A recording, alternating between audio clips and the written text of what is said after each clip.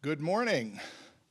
My name is Don Fazell, and I am the chair of computer science here at UT Austin right now, where I've spent my entire career along with Alan Emerson. We were hired at almost the same time, and it's been a real pleasure to share that experience with Alan. But it's today my great pleasure and privilege to welcome you all to this celebration of Alan's life.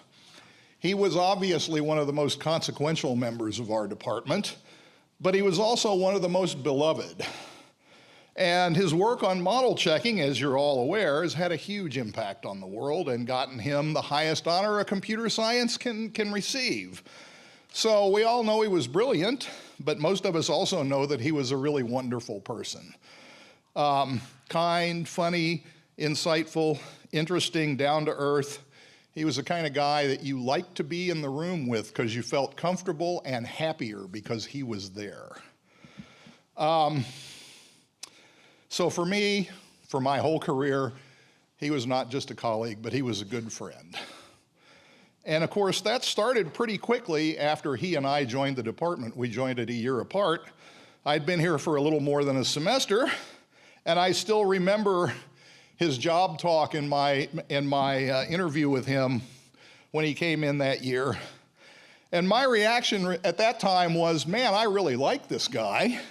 Seems to be working on some interesting but really esoteric stuff. None of this stuff will ever be of anything more than theoretical interest. So probably, you know, my opinion was probably we shouldn't hire him even though I like him because none of this is going to have any impact. Well, fortunately, my opinion carried approximately zero weight in the hiring deliberations right back then. And I have to say, in retrospect, that I've never been happier to have been so wrong. He ended up in the office next to mine, and that was about 3 buildings or so ago, so most of you don't remember the building that we were housed in at the time. And so I know I was talking to some of you last night, and somebody remarked to me that Alan kept odd hours. And I'm going, really?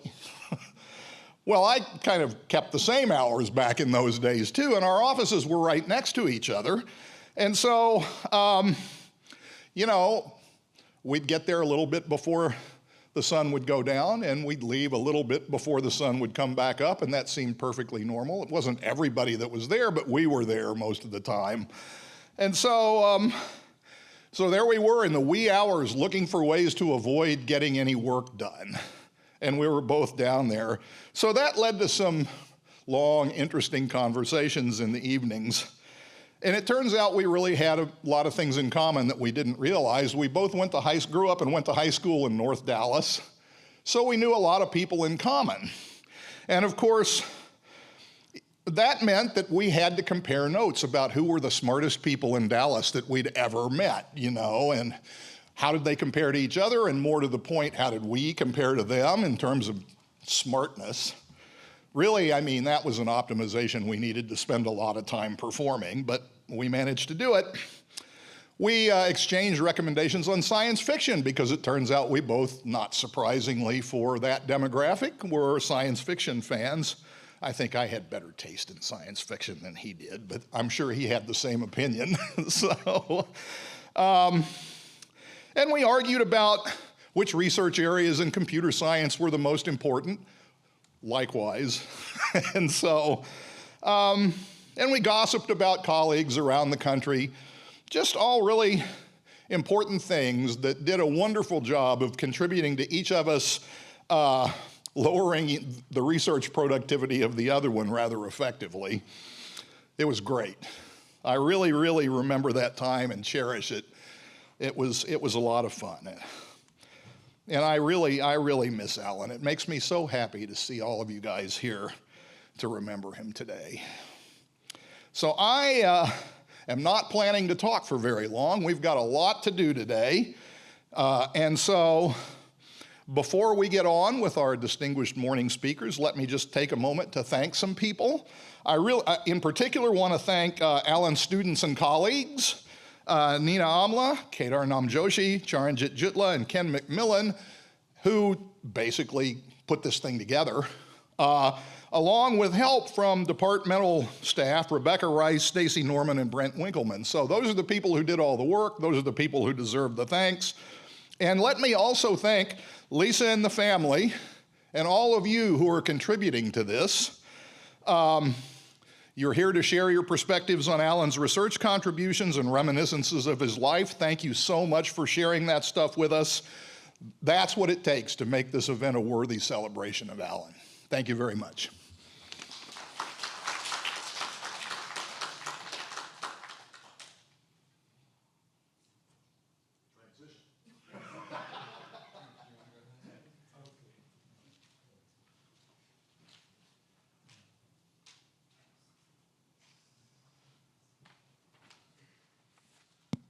Hi, I'm Charanjit Jutla. I work for IBM Research, Yorktown Heights, and I was Alan's student, one of the earlier ones. Actually, I was his second student. First student, we still can't trace him down. He's in Taiwan. So are we going to show people, speakers, like who all are already there on the screen? Okay, because I'm just going to get into the first session. We have 4 speakers in the first session, and we'll be starting off with none other than Professor Joseph Sifakis, who is the Emeritus Director of Computer Science Laboratory of Grenoble, which he founded. Sifakis has been a leading figure in the fields of model checking and embedding systems.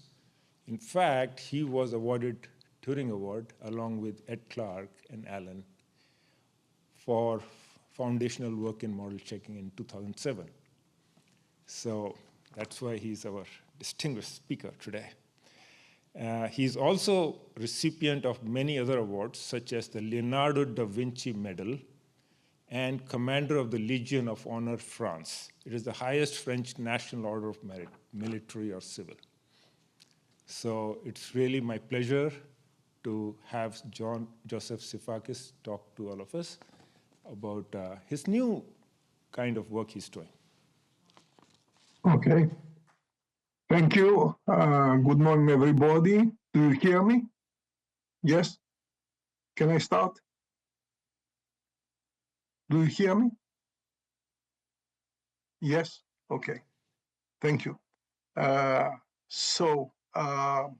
I would like to say that I accepted with great pleasure this invitation to speak at this memorial seminar for Alan Emerson, and I would like to thank you for this invitation, which means a lot to me as a co-founder of Model Checking. With Alan Emerson and Ed Clark, we have shared the same vision over decades and were committed to the same cause. And to be fair, I have to admit that the CMU team showed great enthusiasm and strong conviction about the importance of our invention and greatly contributed to its success. Although we had known each other for decades, my encounters with Alan were sporadic and limited to scientific meetings. Alan and I shared a sense of camaraderie, like fellow travelers in a long journey. I have always greatly appreciated Alan's style and conduct as a researcher. He was frank, sincere in his relationships, direct, and remarkably fair in his judgments. Endowed with intellectual honesty and sharp critical mind, he had all the qualities of a great researcher who knew how to chart his own course and develop his own vision while remaining open to dialogue and the ideas of others. I think this address is also an opportunity to speak about the extraordinary adventure that was model checking, which came about with difficulty at the beginning and was the work of a small group of people who worked with great enthusiasm and determination. This address is also an opportunity to pay tribute to a number of pioneers who are no longer with us. In the summer of 1982, I received a letter from Ed Clark inviting me to visit him at the CMU. Ed and Alan had just read our article, Specification and Verification of Concurrent Systems, published in April 1982. I traveled to Pittsburgh on November 6, 1982. It was right after attending Fox in Chicago, where I had presented another paper entitled A Temporal Logic to Deal with Fairness in Transition Systems. At CMU, I gave a seminar presenting our results, and after that I had with Ed and Alan a long technical meeting, during which it became clear that, surprisingly, we were working on exactly the same problem with almost identical approaches. I think it was a big surprise for everyone. I also thought I saw a hint of suspicion in Ed's eyes. Come on, how did you find all these results? Actually, the logic behind our Fox paper was very similar to that of CTL. To tell the truth, I had only seen the famous article by Ed and Allen, that was the article entitled Design and Synthesis of Synchronization Skeletons Using Temporal Branching Logic, that was published 1 year earlier in the summer of 1982. Today, it's difficult to imagine that teams could work for years on the same problem on complete isolation and independence. At that time, communication was either through physical participation in conferences or by correspondence. During this first meeting at CMU, I had to explain that I had developed my results completely independently and that they were already included in my habilitation document, which I had defended in June 1979, and that my inspiration came more from Dijkstra's work and a group of European researchers led by Michel Sizov working on predicate transformers, and also because of my keen interest in modal logic. I still remember the harsh comments of a French theoretical computer scientist who was a member of the jury of my habilitation. He said that the theory was beautiful but inapplicable because there is no program with a finite number of states. Leaving CMU, we promised to keep each other informed of our respective progress. Of course, back then, we had to communicate by letters or I had to cross the Atlantic to meet. I still remember Ed's handwritten letters, written in green ink, and the enthusiasm that emanated from the CMU team. And of course, Ed always reminded me to cite his results correctly. Probably you know he was very picky about this sort of thing.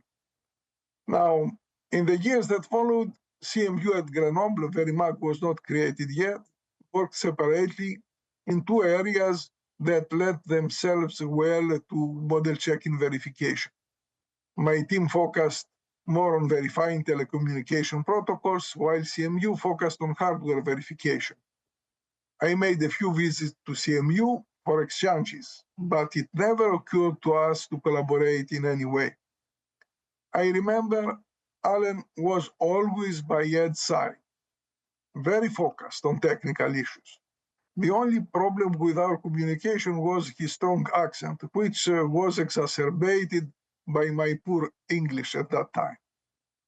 The years passed, and despite the spirit of competition, we felt the need to collaborate on at least one point. Model checking differed from the dominant approach to program verification, which was the axiomatic approach championed by leading figures such as Dijkstra and Hoare, and followed also by influential researchers such as Susan Ovicki, David Gries, Jayadev Misra, and Krzysztof Apt, of course. At the same time, there was the program logic and dynamic logic community with Dexter Kozen. Also, Leslie Lamport, Mann, and Tueli emphasized axiomatic aspects.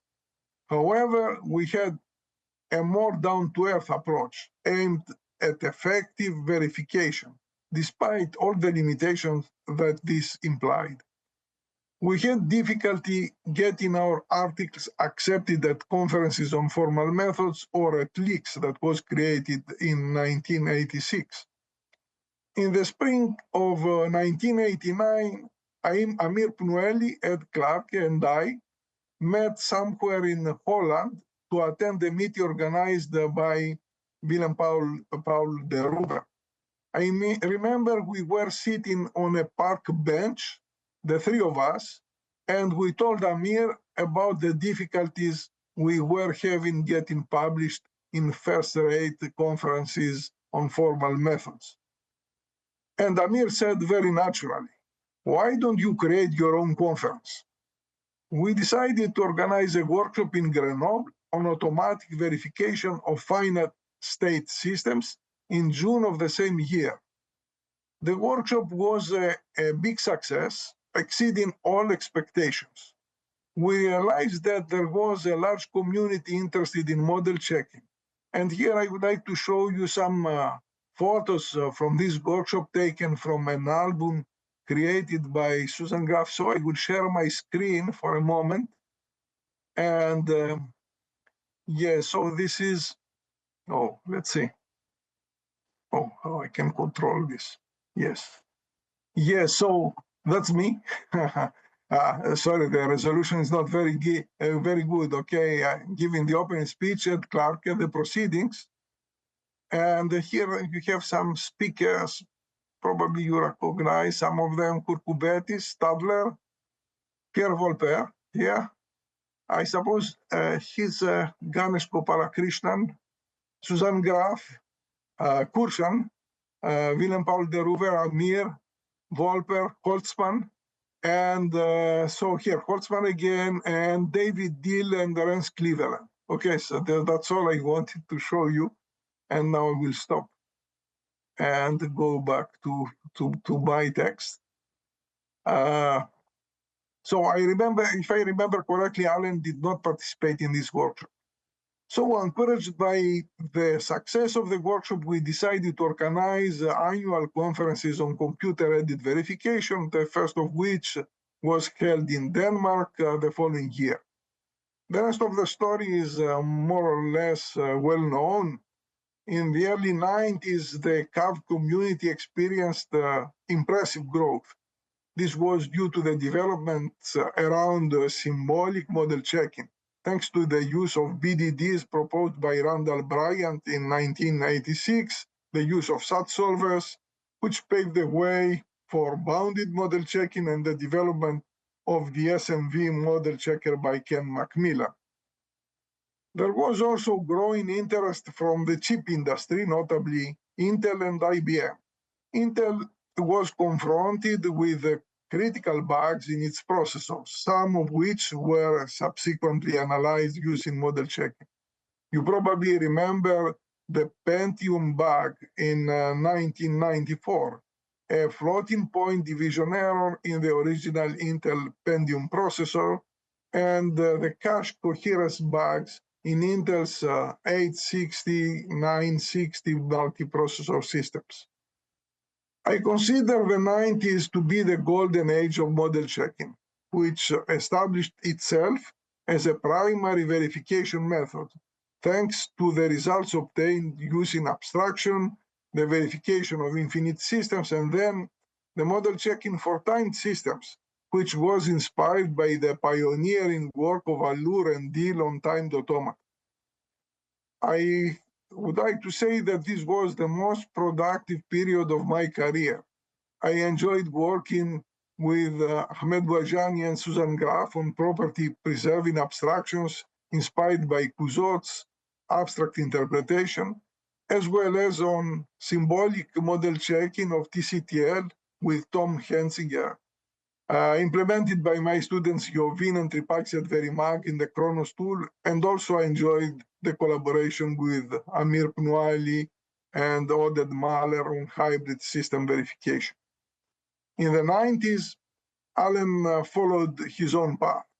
He contributed to several relevant and technically difficult problems, such as partial order reductions, symmetry reductions, the verification of parameterized and infinite state systems, and real-time systems. But I suppose others are better placed than me to talk about it. The Turing Award ceremony on June 21, 2008 was a great moment for Ed, Allen, and me. We celebrated the event in a wonderful atmosphere. The joy of the shared recognition has completely erased some minor disappointment of the past and brought us even closer together. Since then, our paths have diverged. My personal interests have turned to embedded systems and the study of rigorous design techniques. With Allen, we exchanged emails sporadically. The last one I found in my mailbox dates back to April 22, 2017. Dear Allen, preparing this talk, I read again your article, The Beginning of Model Checking, a Personal Perspective, published in the LNCS 25 Years of Model Checking in 2008. Allen, you describe the adventure of model checking and accurately assess its contributions. The long road traveled from the initial skepticism of the entire formal methods community to its triumphant acceptance and recognition. In particular, you mention Dijkstra, who said with his characteristic sarcasm that model checking is an acceptable crutch. You cite also Amir, who said that model checking is a first step toward engineerization of the field. And finally, you cite Daniel Jackson, who said that the model checking saved the reputation of formal methods. Dear Allen, you end this article with this heartfelt acknowledgement that touches me deeply. This shows your greatness of spirit and your magnanimity. You say, taking liberties, Ed Clark, Allen Emerson, and Joseph Sifakis feel privileged to have known each other as friends and colleagues for decades. Dear Allen, I feel truly privileged to have had the opportunity to get to know you and to have been, for decades, companions in this magnificent intellectual and scientific adventure. Thank you.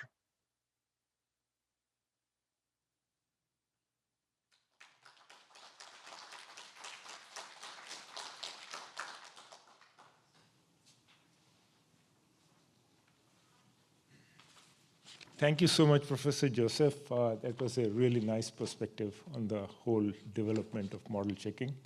And some of the stalwarts are, in fact, sitting here also. So does anybody have a question? No. So, okay, let's thank the speaker again. Thank you so much.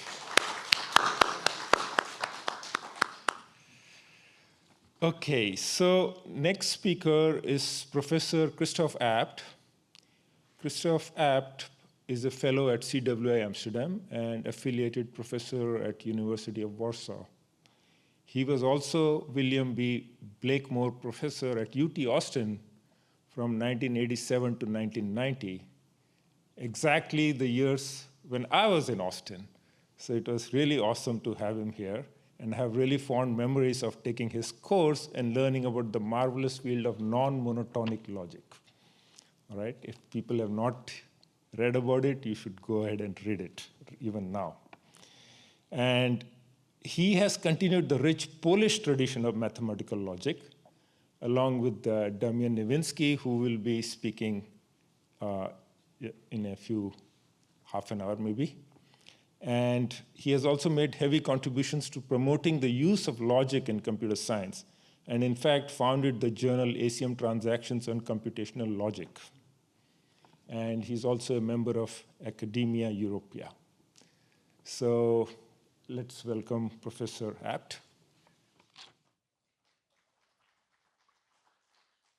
Thank you very much. Am I audible?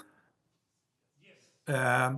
I don't hear anybody, so I'll simply continue until I get some sign. I see some chat, so probably it's a confirmation that I am audible. Thank you very much.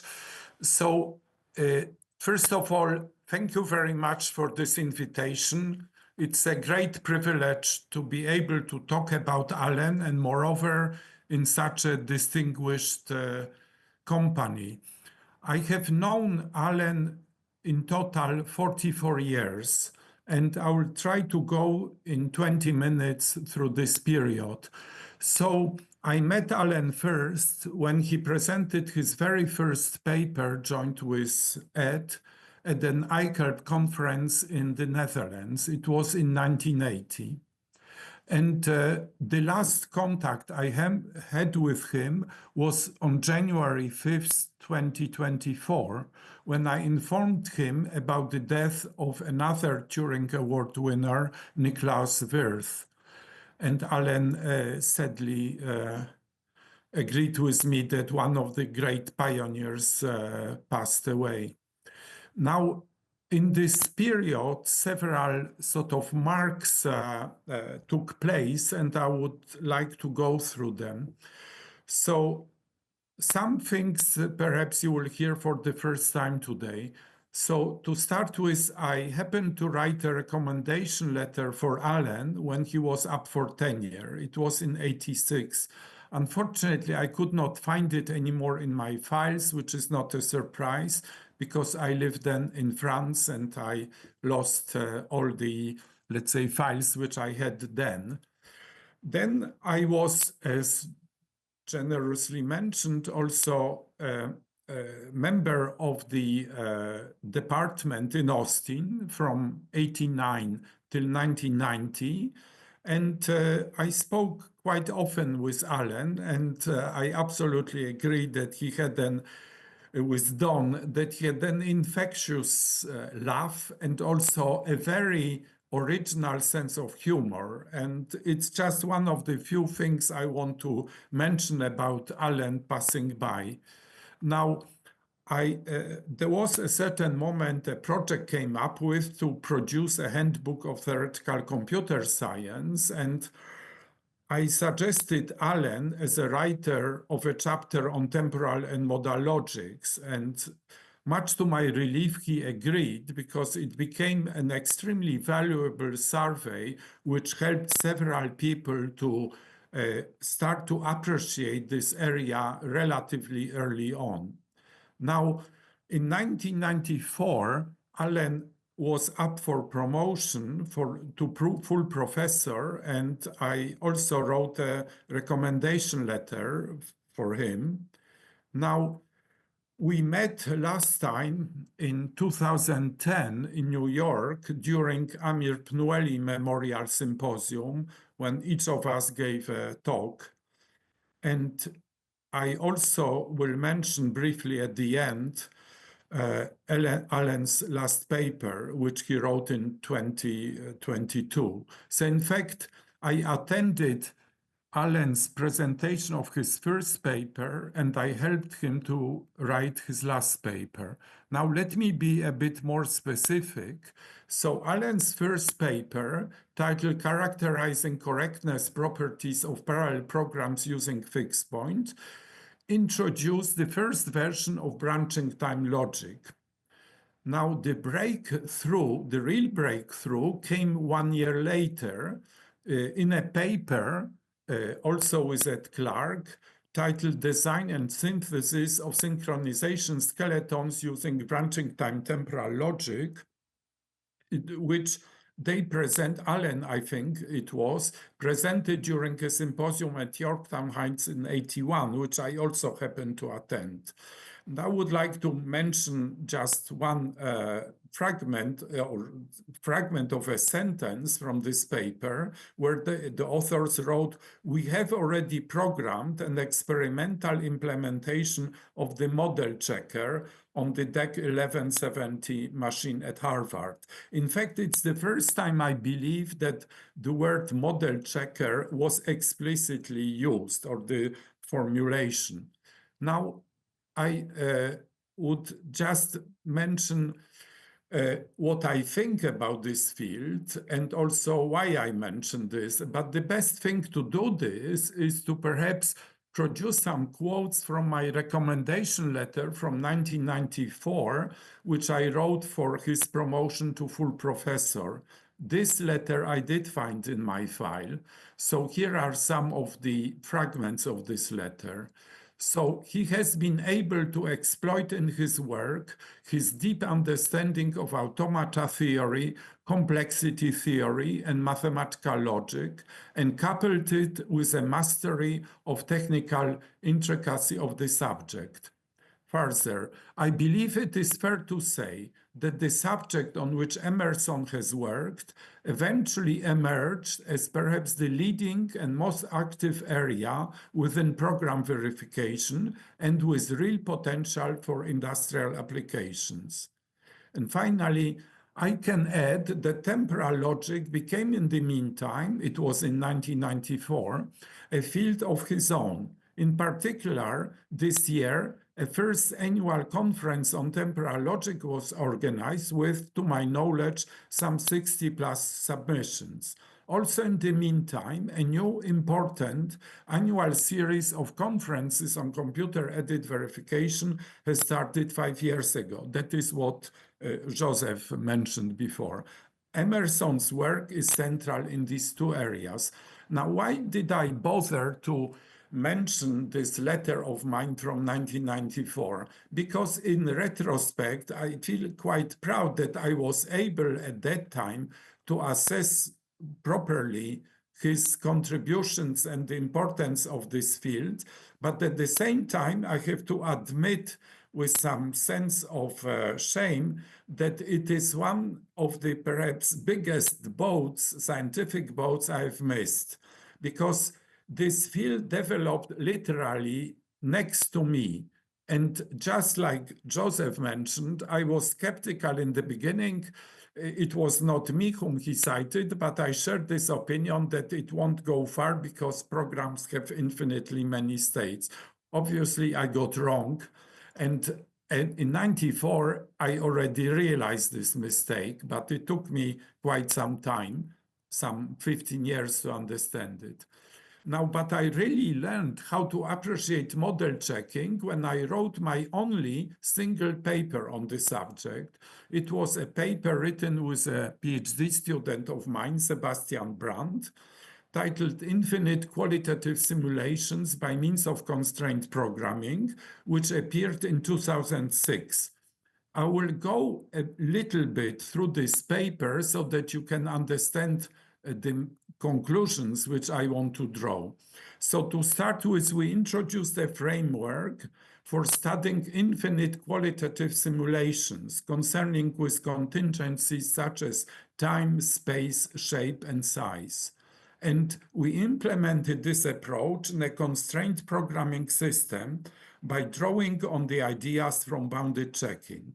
So let me now mention an example, which will be a description of juggling, which I happen to knew at that time, how to juggle with 3 balls, and this inspired us to use this as an example. So to describe it, you have in total 5 objects, you have 2 hands and 3 balls. And you have to specify relations between these objects. So there will be only relations between a hand and a ball. So either the ball will be in the hand, we'll call it meat, or will not be in the hand, it will call disjoint, because it's simply the spatial relation which we discuss. So I will give you 2 examples of specifications which seem to be obvious, that from some time on, because you have to start juggling, at most 1 ball is not in the air. So you continuously maintain two balls in the air. And here is a description of it using temporal logic, where I dispense with brackets using a kind of Python-like convention.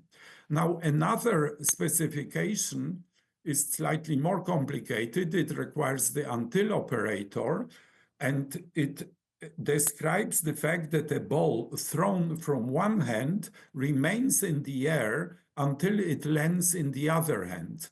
And just to give you an explanation where, let's say, this is stated here. So we say that for two different hands, if initially in one hand, say, you keep the ball, then you continue to keep the ball until you stop keeping this ball, and then both hands don't have this ball, and eventually this ball is kept in the other hand, this disjointness is maintained for the, let's say, not touching in the case of the first ball. So this should give you some flavor of what type of specifications we use to describe this property. Now, it all looked very simple. So we programmed it, we implemented this, and then it turned out that we are getting solutions which were incorrect. They were incorrect in several ways. For example, we got initially a solution where several balls could be thrown at the same time instance, which is not the case. They are thrown serially. Also, that the balls could overtake each other in the air, which is not the case. So we repaired it using additional temporal constraints, which we are learning on the way, so to say, by interacting with the implementation. And this is something which, for me, was a very good lesson, because what we eventually found was a program which generated an infinite simulation of juggling of 8 steps with a backward loop, and it more or less looks like this. So you start in a first state where one hand, say the left one, holds 2 balls, the other one holds 1 ball. Then from the left hand, you throw the ball. Then before this ball is captured in the second hand, you throw the other ball from the other hand, and so on. And you can see here that these balls, so to say, exchange their positions in the air. And there is here a loop. So once you reach this sort of, you initialize this process from state 3, you loop through state 8 and go back. Now, this is, to me, it was a relief that we found a book for children by a publisher, Usborne, where exactly this description of juggling was published. So in some sense, we could claim that we did not, so to say, invent how juggling should be described. We just, in some sense, mechanically were able to reproduce it. Now, why do I mention this example? Because this interaction with the implementation made me aware that model checking is a strikingly versatile framework for program specification and verification. And this was an interesting lesson. And I suspect that many people who used model checkers also had this experience. However, in many papers, you do not see this because one just produces the end product and describes proudly what was mechanically verified. In our case, it was just a beginning of interaction with this approach, and we learned perhaps something which users already knew all along, but for us it was a completely new experience.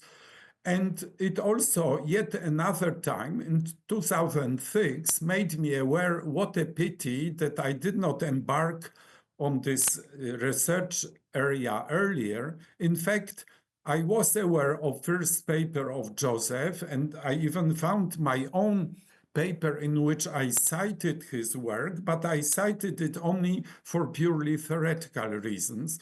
And at that time, I was totally not aware of the potential, but one should also mention that in those times, it was not so easy to have access to a computer, and also it was not so common that people who did research also were busy with implementations. These were mostly separate words. Things change so dramatically that people don't remember this. Now I want to conclude by discussing something almost unbearably moving to me, which is Allen's last paper. So in around 2020, Tony Hoare and myself came up with an idea of collecting testimonials of people about Edgar Dijkstra. And we wrote to several people, including Allen. I didn't get any answer from him, despite a reminder. And then I learned that he had a stroke, but that he is alive and recovering. Now, I had no way to contact him. We went ahead with this document, and we put together some testimonials of perhaps 20 prominent researchers, including several from Austin. When this document materialized, we came with the idea that actually we could and should produce a book about Edgar Dijkstra, and we got within 1 week a contract from ACM Press. And while we already determined the list of potential writers, I got unexpectedly an email from Allen, which was half a year after I contacted him first. He was totally unaware what happened in the meantime, that we finalized the initial document with testimonials, and that we now embarked on producing a book about Edgar Dijkstra. Allen said that he was adamant to contribute to this book, but he told me that he is slowly recovering from serious health problems. And once I mentioned to him that it would be very valuable if he would write his interaction and experiences with Edgar, he agreed, but he told me that he's unable to produce such a paper, but he would like that I help him to write it. When I inquired what did he mean by this, he said that he will be able to send me various snippets, hoping that I will put it together as a paper. So I was at an interval of every few days, sometimes few weeks, I was getting from him some separate, unrelated paragraphs. And it was obvious that Allen was struggling to produce even them. And I found this, as I say, almost unbearably moving. And eventually, I slowly glued them together, and by interacting with him, rearranged the pieces, added some gluing sentences, and tried to remove some repetitions, and inquired about some other things. Learned several new things about Allen and his interactions with Edgar. And then this way we produced something like 5 pages. But I realized that Allen did not mention in those snippets anything about his work. So I reminded him that he did profit from certain research of Dijkstra, which moreover he mentions in the first line of his first ever paper. Namely, I checked that in his first paper from 1980, he refers to Dijkstra and his weakest precondition, and in his interview about Turing Award, he discusses weakest precondition and connects it with model checking by mentioning an idea of unfolding it. So I was aware of this because I watched on Allen's recommendation this interview with him. So I made him aware of this. So he said, "Oh, excellent that you reminded me. Why don't you write about it?" So I wrote a page and a half. My recollection, what I understand, was the origin of Allen's work on model checking and how it related to his initial or their initial observation of work of Etzger. And Allen, to my great relief, revised it only very little. And once we put it together, then it produced, it resulted in a 6 or 7 pages long paper, which I believe is a very valuable summary, both of Allen's contribution and also of his interactions with Etzger. And I was extremely moved, as I said, by Allen's adamant attitude, in spite of his terrible, let's say, health problems, which were obvious, that he succeeded to contribute to this volume. And in some sense, it's a beautiful legacy, because he also mentions there that at certain moment he took courage and went to Etzger Dijkstra and tried to convince him that Dijkstra writes a recommendation letter for Emil Pnueli for his Turing Award. And Dijkstra told him to return with some papers, and Allen spent a couple of hours explaining the importance of them to Dijkstra. It also shows Allen's dedication to research, his integrity, and his recognition of quality. And that's why I am extremely grateful that I could contribute to this last paper of Allen. So this is the cover of the book. And let me now mention, Allen, rest in peace. You were a great scientist and a great friend. Your legacy will not be forgotten. Thank you.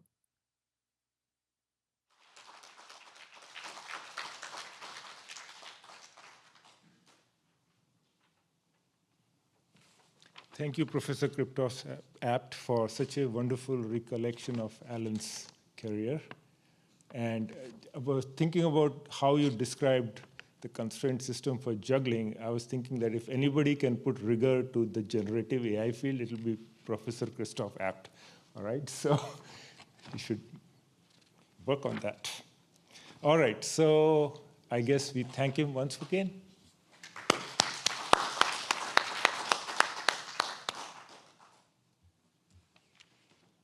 Okay, so the next speaker is Professor Orna Kupferman. She's a professor of computer science at the Hebrew University of Jerusalem. She was awarded the Hebrew University of Jerusalem Michael Milken Prize for long-standing excellence in teaching.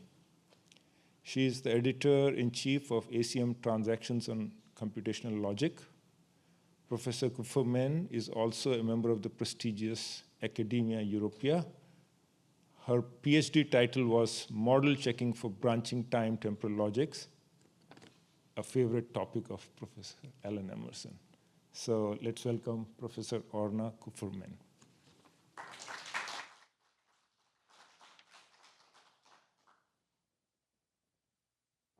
Okay, do you hear me now? Okay, this is going to be a quite technical talk on things that are between linear and branching. We all know that there are linear and branching temporal logics. Linear temporal logics, formulas describe computations. Branching temporal logics, formulas describe computation trees.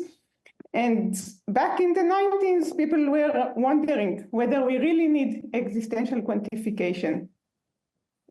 Alan was one of the people that says that the answer is yes, we need branching temporal logics. We also need existential quantification. Think about this specification. There is always a way to disarm a missile.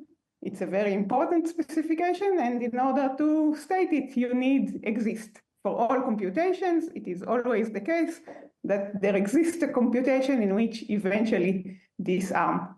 But people who like linear logic says that no, because even this specification, what you really want to verify is not that there exists a way to disarm a missile, but something like whenever we do such and such gamma, the missile is eventually disarmed. And this is something that you can say with linear temporal logic. In all computations, it is always the case that if you do gamma, then eventually disarm. So thinking about existential quantification, the agreement was that we can use it as an abstraction of possibilities in the specification, rather than saying all the possibilities will just exist. But people were also wondering, what are these branches anyway?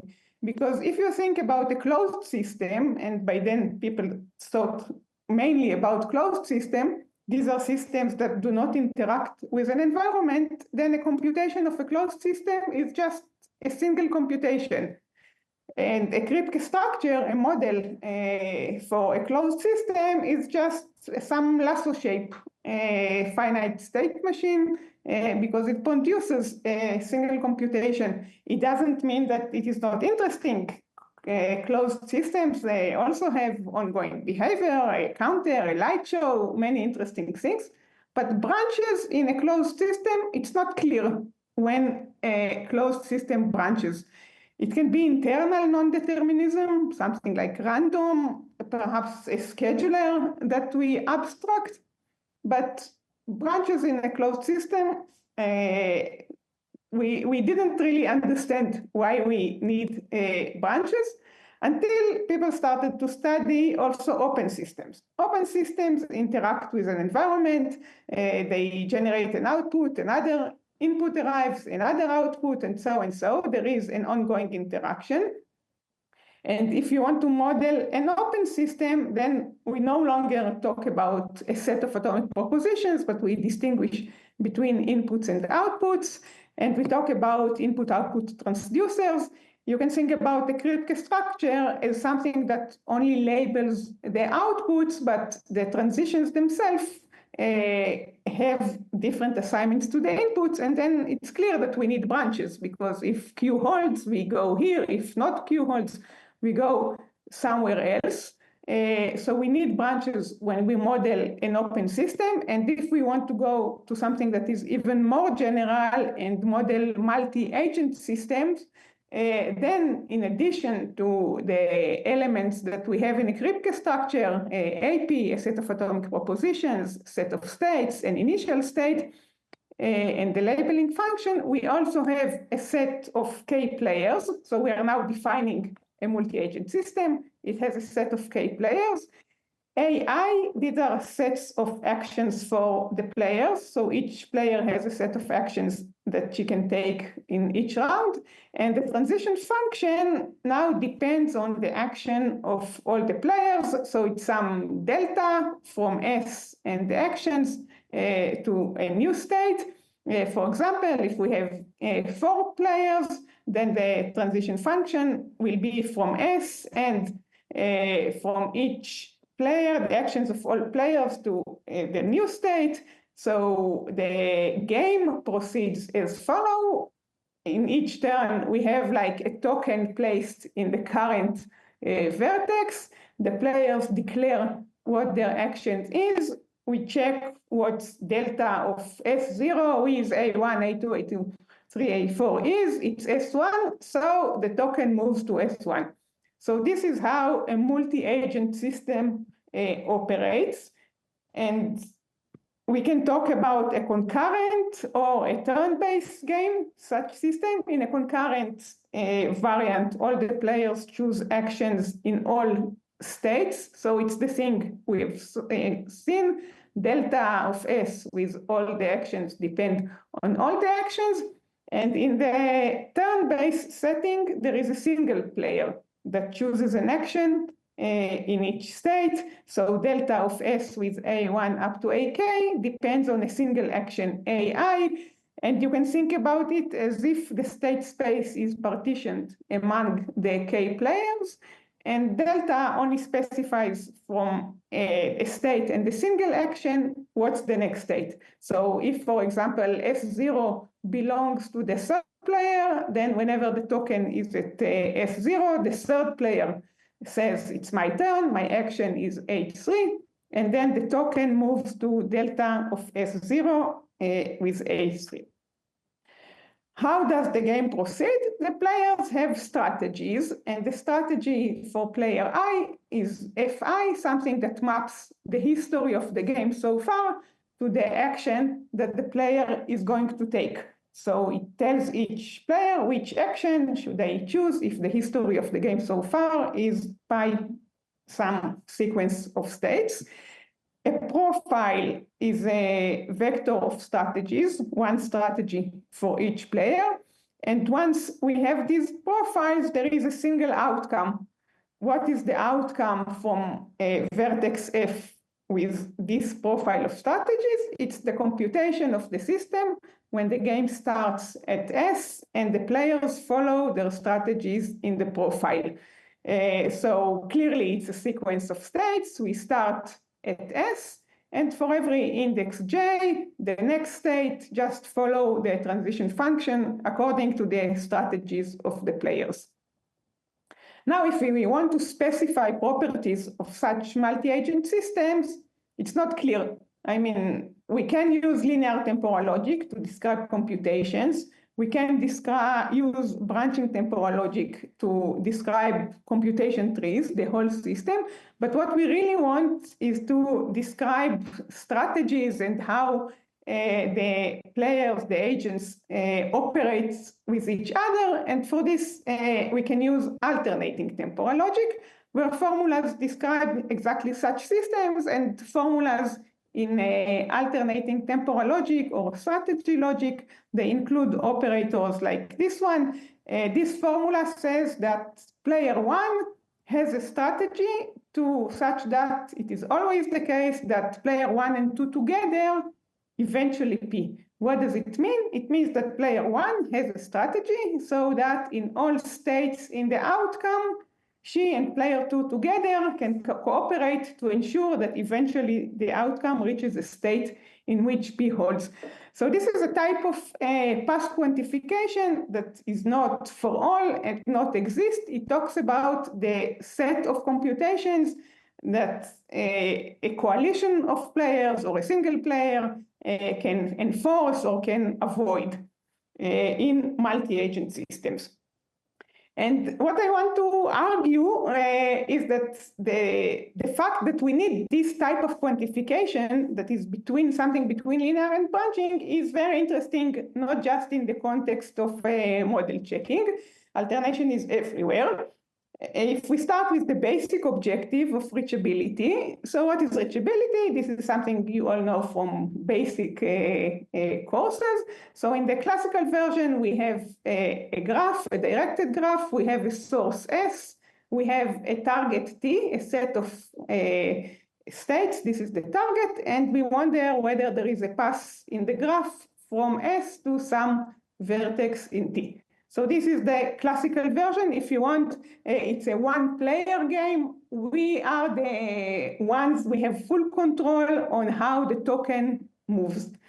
But there is also alternating reachability. In alternating reachability, the graph is an and/or graph. And this and/or graph, it means that each vertex is either an or vertex or an and vertex, but using the notations of multi-agent systems, an and/or graph is like a turn-based multi-agent systems with two players, the and player and the or player.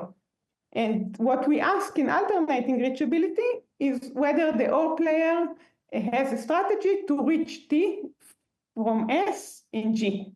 And in alternating temporal logic, I would specify it by or player has a strategy such that eventually T. And what is a strategy? A strategy is something that determines the successors in or vertices.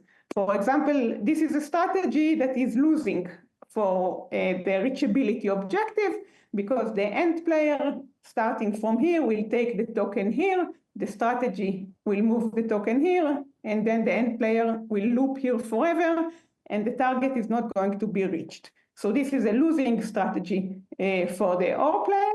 And this is a winning strategy.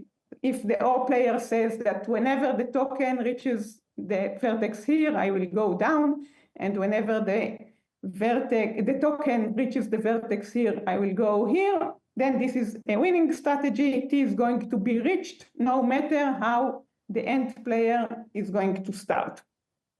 And alternation is really everywhere the same way we moved from reachability, where we have a single player and could ask whether there exists a path to T or whether all paths reach T. In alternating reachability, we have this end-or graph. We could do the same with the problem of finding shortest path, right? A shortest path, if we have full control, is just to find the shortest path. In this example, it will be this one. It costs 5.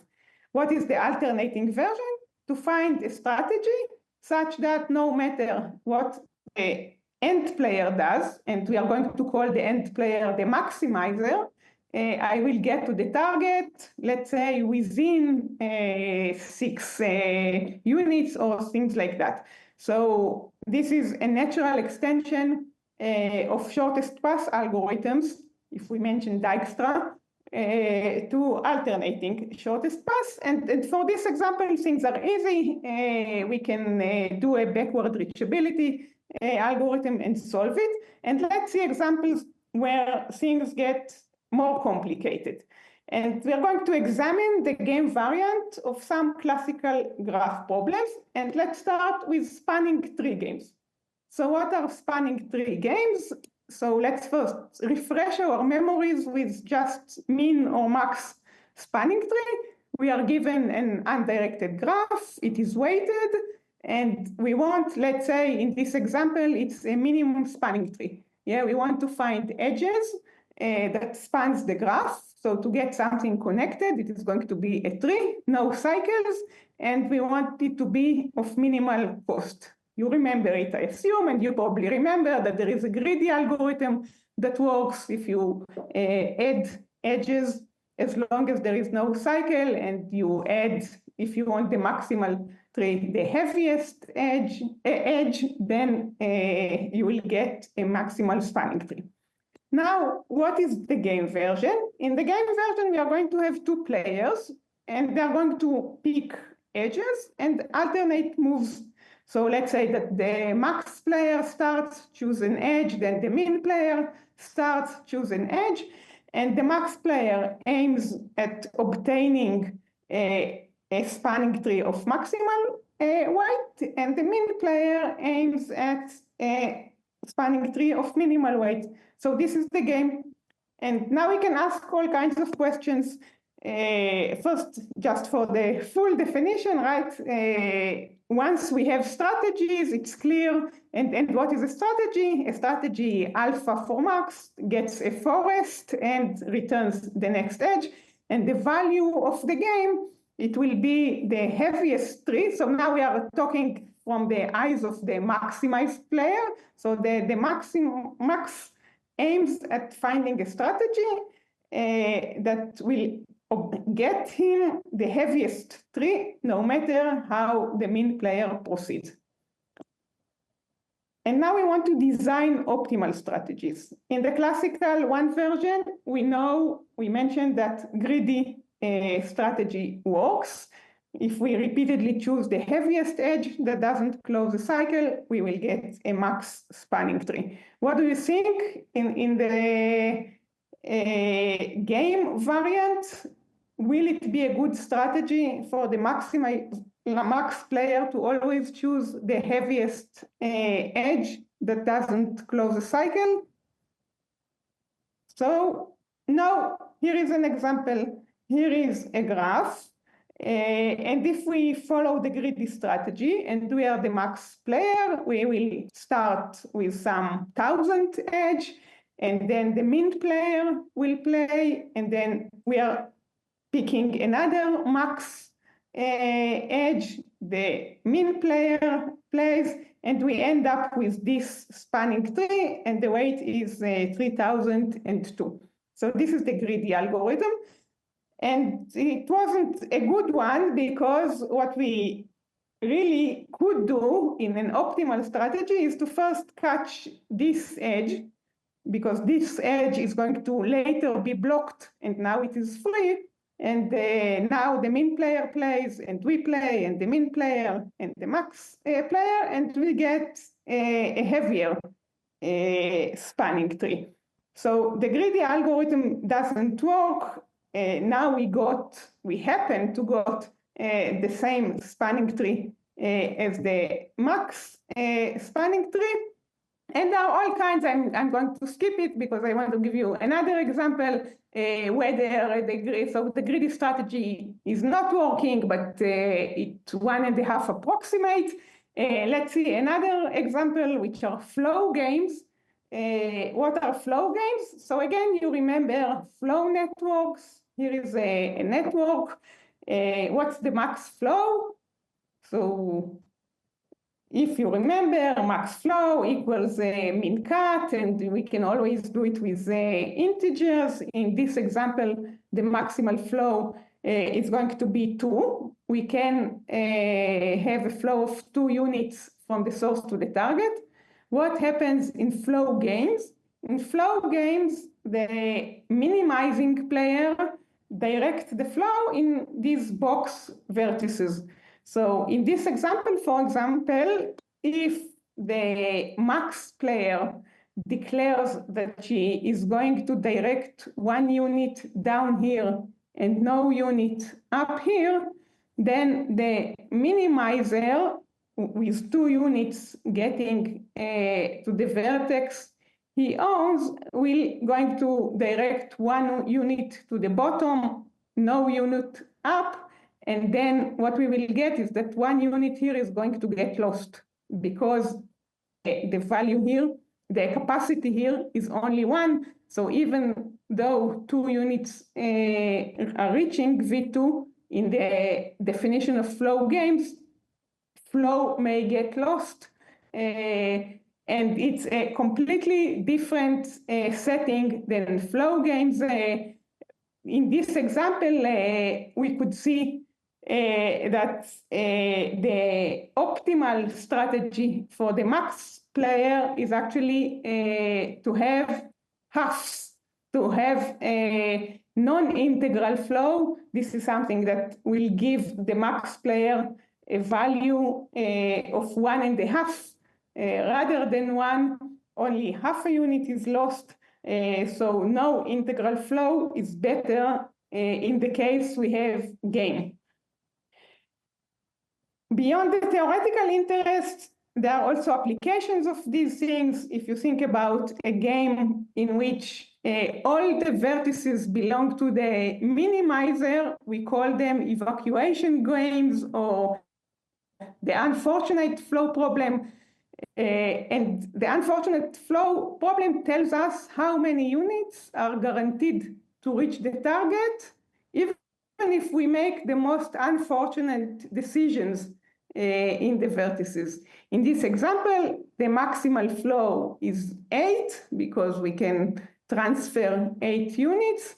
But if we think about what a minimizer player would do, then he can saturate the edges with only 4 units reaching the target. We cannot add more because the edges are saturated. So more and more problems in classical graph theory to which we can add this min-max game in vertex cover games. One player, they pick vertices, one player aims at obtaining a max cover, one a minimal cover, and the classical problems are one-player variants, and now interesting things happen. We saw that greedy strategies do not work. We kind of saw that integral strategies are not optimal. In the context of vertex cover, one could classify game NP-hard problem, right? Vertex cover is NP-hard. Is there such a thing of hardness in this alternating variant? So many interesting things, and it all has to do with branches and the fact that now we refer to choices in the Kripke structure or in the graph as choices of different agents in the setting. This is a must in reasoning about nowadays systems. So this is branching time really strikes back, which is what Alan told us all his life. And this is it. Thank you.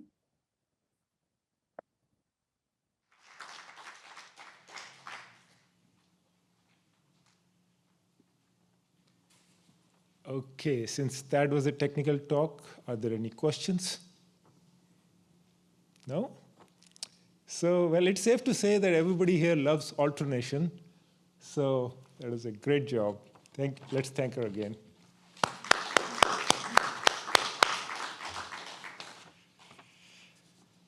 Okay, so the next speaker is Professor Damian Niwinski. Professor Niwinski is a professor of computer science at University of Warsaw. Like Professor Abt, he's continuing the rich tradition of Polish logicians. In fact, me and him, we were recently chatting that Polish spaces is one of our favorite subjects.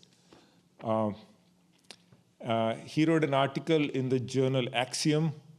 It's titled Contribution of Warsaw Logicians to Computational Logic. He's a world expert in the field of fixed-point logics. And in fact, parts of my PhD work, which I did with Alan, was highly influenced by Damian's contributions to the field and his publications. So it's my honor to have him speak at this memorial.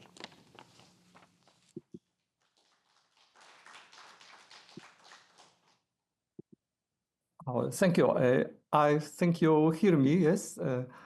I hope so. Okay, so it's my great honor to speak to this seminar to the memory of Alan Emerson, who was a great scientist, led his legacy in several directions.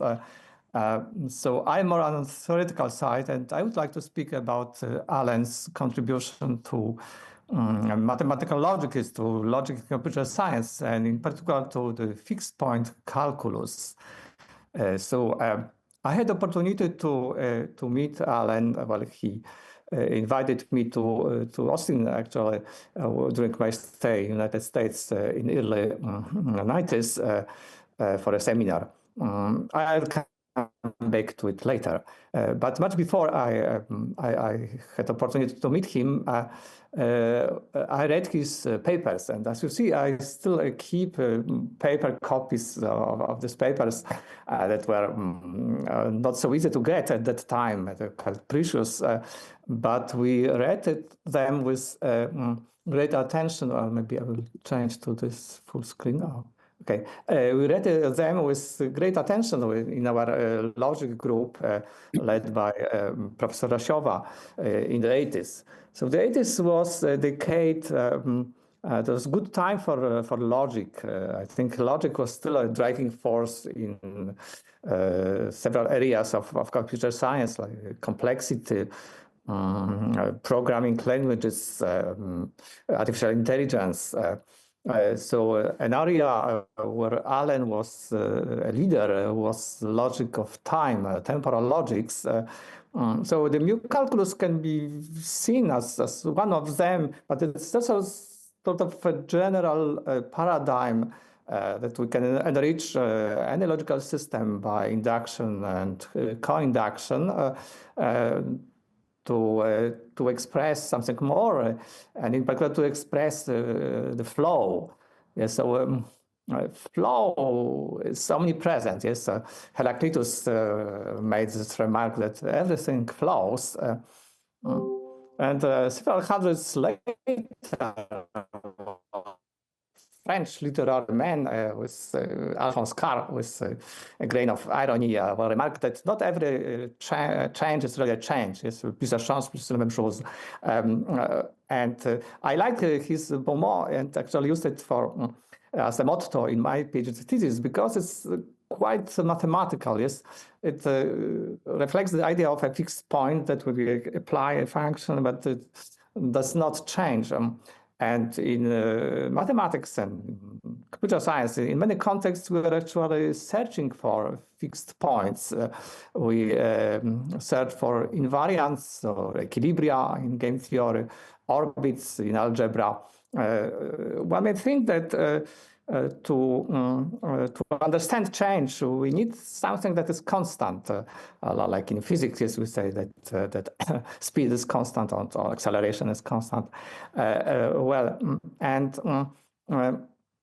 Maybe the paradigmatic example is the concept of closure. Yes, we think of some set that is the smallest set closed under some operation. And the Knaster-Tarski theorem tells us that in the context of complete lattice, actually the closure can be approximated from below because it is actually a fixed point. And we have the dual formula for greatest fixed point.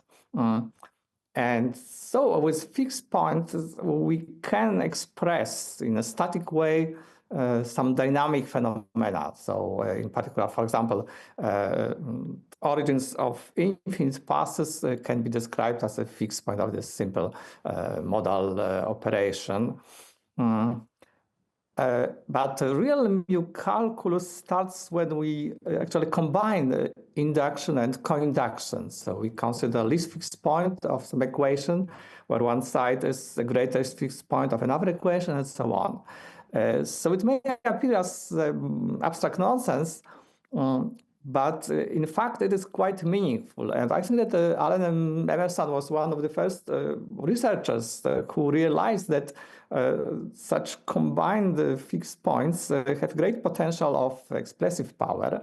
Well, mu calculus has some prehistory. There was many authors who tried to incorporate induction or co-induction into logic. Yes.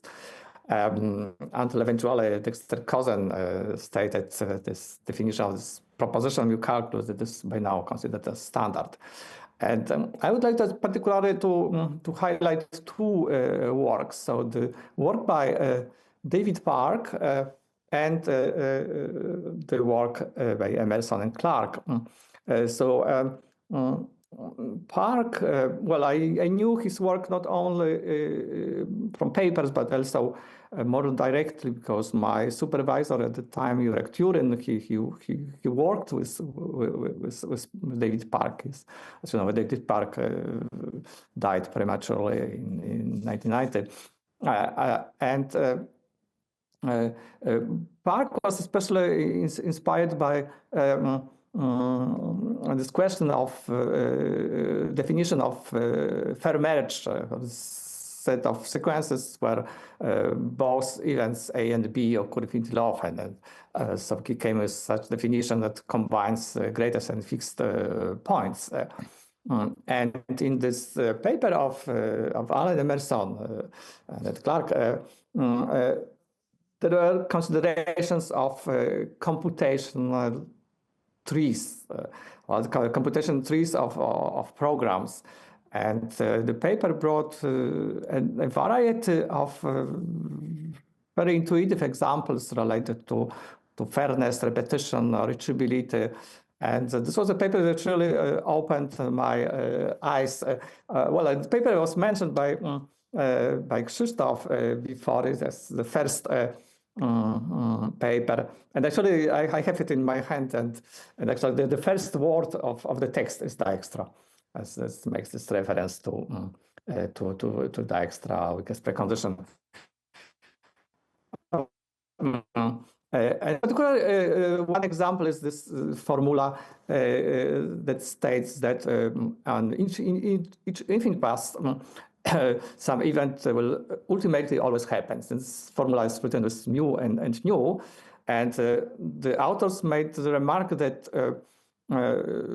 this property is quite difficult from computational point of view, because when we interpret programs as natural numbers, so this property is actually pi1 complete, so not arithmetical. So this is an evidence that the logic is maybe highly intractable, and it motivates the question, what can we do on a propositional level?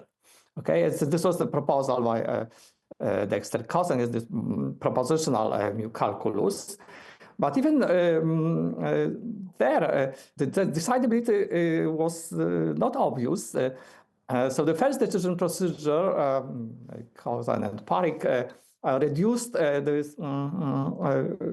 satisfiability of mu calculus to the Rabin theories, to MSO theory of tree. The reduction was not so straightforward because we have to deal with variety of models of mu calculus. Tree is just a tree, but it worked. Well, in this direction, it's somehow related to my later work, which I mentioned here because I was able to show that actually over binary tree, these two logics, mu calculus and MSO, monadix order logic, are equivalent. I proved it using Rabin theorem. And later, Janin and Walukiewicz precisely defined the fragment of MSO that is equivalent to mu calculus. But this decision procedure used Rabin's theory was highly inefficient, yes, because this MSO theory of tree is non-elementary. And then there comes the paper by Robert Street and Allen that proves that actually the satisfiability problem is elementary, but reducing it directly to automata. So this short paper is, I think, very rich in ideas, maybe not so well remembered now, but it really set two landmark facts. So first, it established this connection between what we can view as static in mu calculus and very dynamic in runs of automata. It also introduces this concept of signature. So it's a technical concept, roughly speaking, is with each occurrence of least fixed point, we associate some ordinal, and so it's the property of a point in the model is what is the least sequence of ordinals that is sufficient so that the model, the point belongs to the interpretation of the fixed point. So we will see the use of this concept later. So this first result and complexity of the mu calculus was later improved with participation of Charanjit exploring so the progress made by Safra for determinization of word automata. So in fact, the mu calculus is single exponential time complete. But now attention, there comes an important moment. Because it's this paper of Allen and Charanjit that in particular introduced the concept of parity games. So other contributions. So in this paper, the authors give a direct reduction of mu calculus to automata without using Rabin theorem. So they reprove Rabin's complementation lemma. Using games. So the use of games appeared before in this paper of Gurewicz-Harrington, but these authors realized that the games that result from mu calculus have this very useful property that the strategy does not depend on history. There's positional determinacy or forgetful or memoryless, if you like. Yes, actually, this property of games was also observed or discovered by Andrzej Włodzimierz Mostowski. And this paper, among others, introduced this parity games. So the proof of complementation lemma was, I think, truly the simplest proof that was found. Yes, that was later maybe rephrased by other authors in other contexts, but the main ideas were there. I think that this paper somehow founded of this current of research on memory in infinite duration games. It's a subject that's very, I think, popular, maybe more in Europe. And this axis of Bordeaux, Paris, Aachen, Warsaw, Oxford, maybe. So people are very much interested in parity games. So parity games are in the Orna's terminology, there's turn-based games. So the players move along a graph and they play maybe infinite. And you may think that one player likes even numbers and the other player likes odd numbers. So to decide who wins an infinite play, we look what was the maximal priority that occurred so often.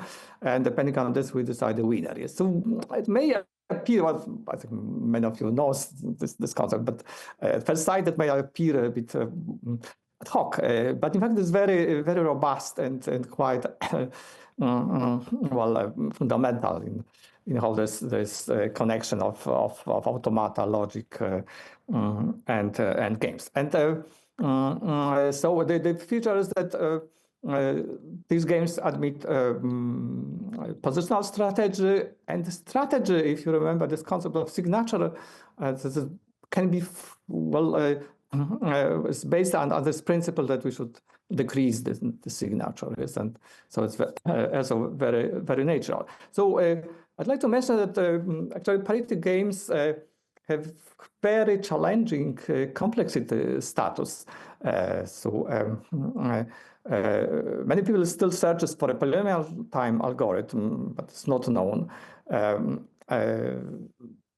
Relatively recently, yes, there was a breakthrough paper that showed quasi-polynomial complexity. It was the best paper at Stock conference. And on the other hand, complexity status is in NP intersected square NP, it's been improved to UP. And so it may be reduced to this famous problem Nash, probably understood, is complete in this class PPAD, introduced by Papadimitriou. So this is quite challenging, and on the list of open problems in computer science that you find in Wikipedia of the problems. So I would like also briefly mention some recent work that I have been involved. So we remember this example of a property that was a paper by Allen with pi1 complete property. So in terms of, if you look at automata and trees, so it can be encoded as a set of binary trees where on each pass, say A occurs only finitely often. This, I think, is very central example in this theory, because on the one hand, it's very high in hierarchies, on the other hand, it's has very simple definition. This set is non-Borel. So when we consider trees with natural topology, counter topology, and coin flipping measure is just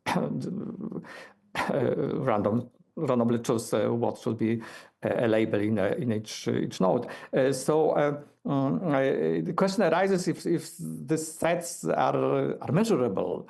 Well, it may have some implication for verification of stochastic programs, but theoretically it's not a question. We have some family of sets, Rabin recognizable three languages, and we ask if they are measurable. So the answer is positive. So my colleagues, and actually we can also compute this measure, and this was a more recent result of Paweł Parys, Michał Szczypczak, and my participation.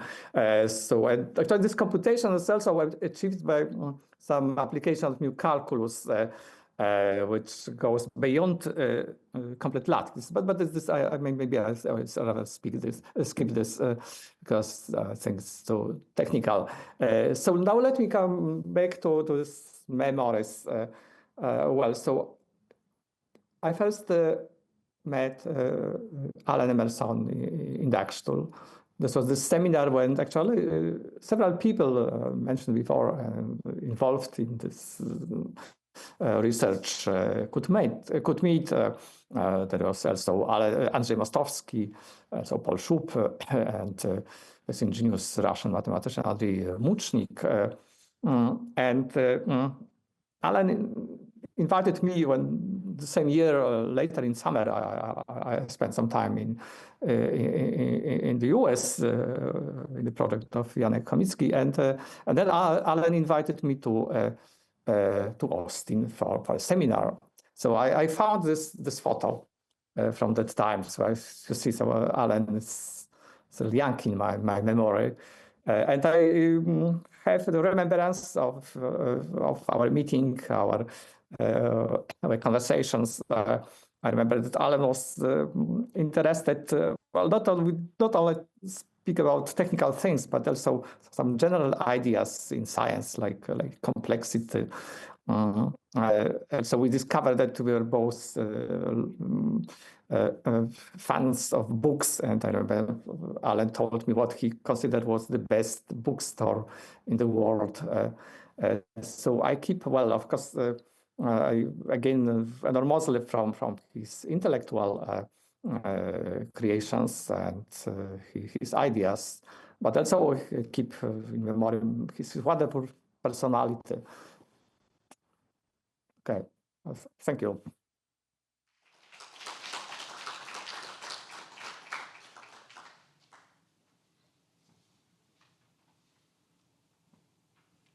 Thank you, Professor Niwinski, for taking us through this wonderful journey of new calculus and parity games. Even though I don't work in this field anymore, it just brought back memories of how awesome this field is. So thank you again. So let's thank the speaker again. So that's the end of the first session. We can break for coffee, I guess.